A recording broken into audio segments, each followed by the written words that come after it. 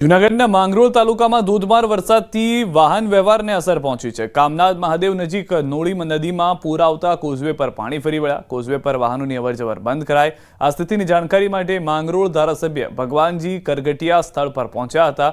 કોઝવેની બંને બાજુએ બેરિકેડ લગાવી પોલીસ બંદોબસ્ત ગોઠવવામાં આવ્યો। કોઝવે બંધ કરાતા 3 થી 4 ગામોની અવરજવર બંધ થઈ ગઈ છે। માંગરોળમાં જ વહેલી સવારથી જ વરસાદી માહોલ છે।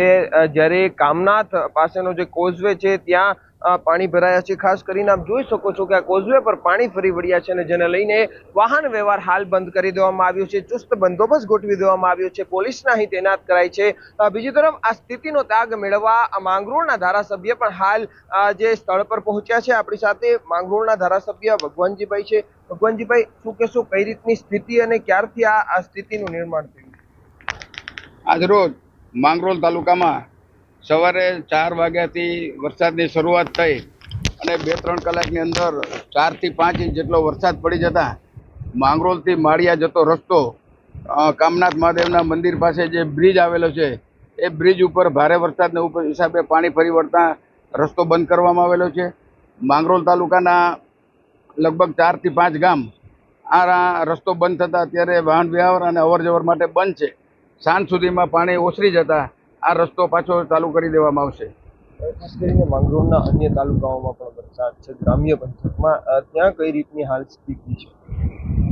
માંગરોળથી કેશોદ જતા રસ્તા ઉપર પણ છેલ્લા 4-5 કલાકથી રસ્તો બંધ છે, પરંતુ હવે વરસાદ બંધ થઈ ગયો છે એના હિસાબે રસ્તો ટૂંક સમયમાં ખુલ્લો થઈ જશે।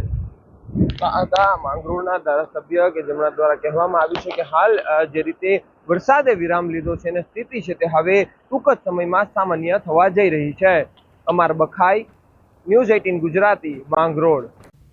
19 अगस्त से लेकर 25 अगस्त तक गुजरात की दोनों क्षेत्रों में ही जो सौराष्ट्र कच्छ रीजन और गुजरात रीजन दोनों क्षेत्रों में ही हल्का से मध्यम बरसात का संभावना रहेगा और अगले 2 दिन दोनों क्षेत्रों में heavy to very heavy with extremely heavy rainfall red warning के साथ दिया गया है। और उसके आगे गुजरात रीजन में 21 अगस्त को very heavy to very heavy rainfall orange warning के साथ दिया गया है और 22 से लेकर 25 अगस्त तक हेवी रेनफॉल वार्निंग का इशू हुआ है येलो वार्निंग के साथ। और हमारा जो सौराष्ट्र कच्छ में वेरी हेवी रेनफॉल अगले 2 दिन मतलब 21 और 22 अगस्त के लिए दिया गया है। 23, 24, 25 के लिए हेवी रेनफॉल वार्निंग दिया गया है। सावधान 48 કલાક ખૂબ ભારે છે। 1-2 નહીં, ગુજરાતના માથે 5 વરસાદી સિસ્ટમ એક સાથે છે। એક સાથે 5 વરસાદી સિસ્ટમ તરબોળ કરી દેશે ગુજરાતને। ગુજરાતમાં 2 દિવસ વરસાદનું રેડ એલર્ટ છે। રાજ્યના ઘણા ભાગોમાં અત્યંત ભારે વરસાદ થઈ શકે છે। આજે 5 જિલ્લામાં વરસાદનું રેડ એલર્ટ આપવામાં આવ્યું છે।